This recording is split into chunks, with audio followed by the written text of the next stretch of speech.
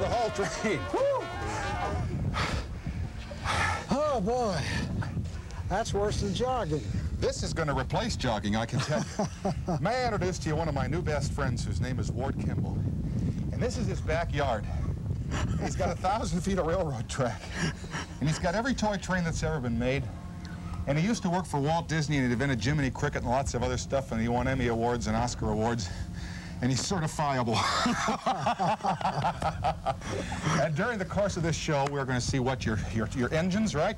Engines, rolling stock, fire engine, everything. Okay. And we're not going to do that anymore. This is the depot that we're going to go inside of in a second. And as you'll tell us, this was a movie set at one time. Yes, for a picture we made called So Dear to My Heart. Okay, and inside he has got memorabilia and phones and stoves and stuff. And we'll be right back with all of it. I will get my director for this. Right back with all of it after these words from our sponsors. So when was the last time you saw a doctor? When is the next time? Soon. We'll be right back after this.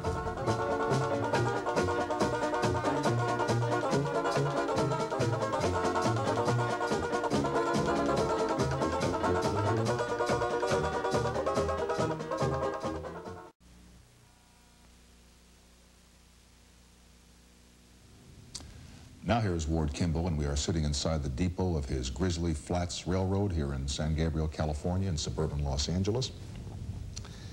Is this what happens when you start playing with trains as a kid? Yes, you start out with the little toys, and things get bigger and bigger, and pretty soon it gets out of hand, and you have a railroad station and a full-size railroad in your backyard. You have very understanding neighbors, don't you, and a very understanding wife. Right. They ask me about this quite often, but I always say, we were here first. This was all orange grove.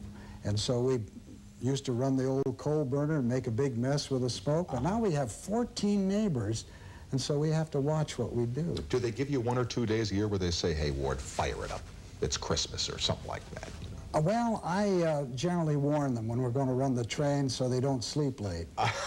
Or have outdoor parties in the afternoon or some such thing. Because some of the coal smoke isn't very conducive to brilliant parties next door. When did it start with trains for you? I think when I was a little kid. My mother always said I was a marked baby because when she was in labor, she could look out through the window of the hospital in Minneapolis, and she watched a very slow freight train going across the high trestle, and somehow she worried about that thing falling off. And she says, that's where you get your railroading. And did you have train sets as a boy? Right. My first Christmas, I was only 1 year old, and I got a wind-up train. My father played with it, but I appreciated it. Now, when did you get the first electric train to play with that you can remember? When I was 3. You can recall when you were 3? Yes, and it was a little Ives cast iron, and I'll show it to you sometime. Okay, yeah, we'll be visiting all of the trains a little bit later on. When you were a kid, did the trains work when you took them out of the box? And the reason I ask you this is, like you, I've been around toy trains since I go back to when I'm 5 years old. And it was about 1941, the last production that they did, you know, before the war. And I was up late Christmas Eve, and I heard my father pounding.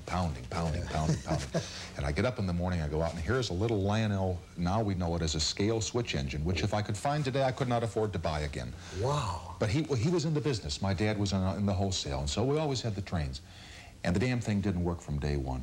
It would smoke, and they didn't have smoking toy trains then. Let me put it this way. It might have worked in the box, but when we got it out of the box, it sure as heck didn't work when I got through with it. Oh, and I'm telling you, and I've said to people that I know in the train fraternity, it's been bad for me from day one because he bought 2.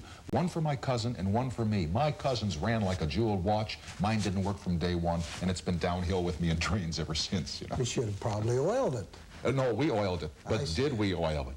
I used to dip mine in sand, and my father had to explain, well, it can't run if it's covered with sand. You've ruined it.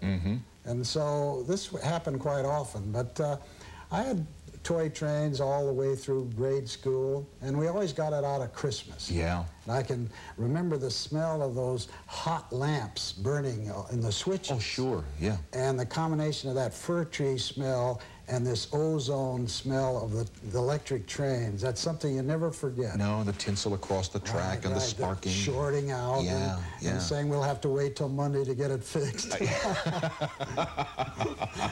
What about big trains? Did you take a lot of trips as a kid? Oh, yes. We did a lot of traveling. I figured I went to 14 different schools. We traveled between Minneapolis and Parsons and Oklahoma.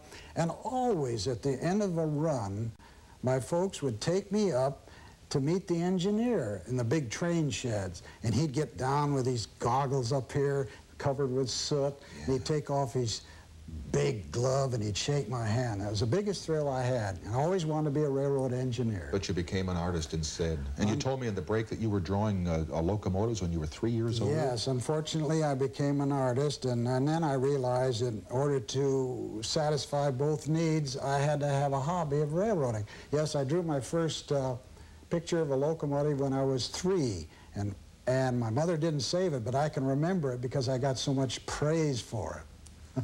Was it a talent that came easily to you?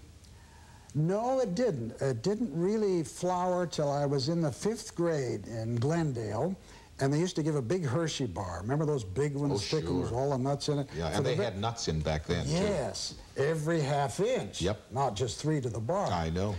And they would she would give a big Hershey bar for the best drawing, and I never won, but one week I did. I drew a picture of an ocean liner. The other drawings were so lousy that I won, and from that point on, I became an artist. Now, you drew a train when you were 3, and you drew ocean liners, so you're always drawing things that carry people. Transportation. Transportation of some kind. And somewhere you got into drawing pussycats, like Lucifer, and crickets like Jiminy.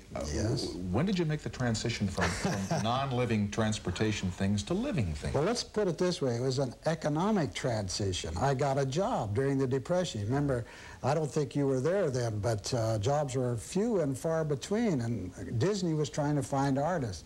So I drove down there, just enough gas to get down to Hollywood, and they said, well, come back Monday and we'll let you know. And I said, I have to know now. I don't have enough gas. And so Walt looked at them, and he was very impressed because I was the first artist who ever applied to the studio with a portfolio. I was going to art school at the time in Santa Barbara, and he hired me, and I came to work on or about April Fool's Day, 1934. That's before your time.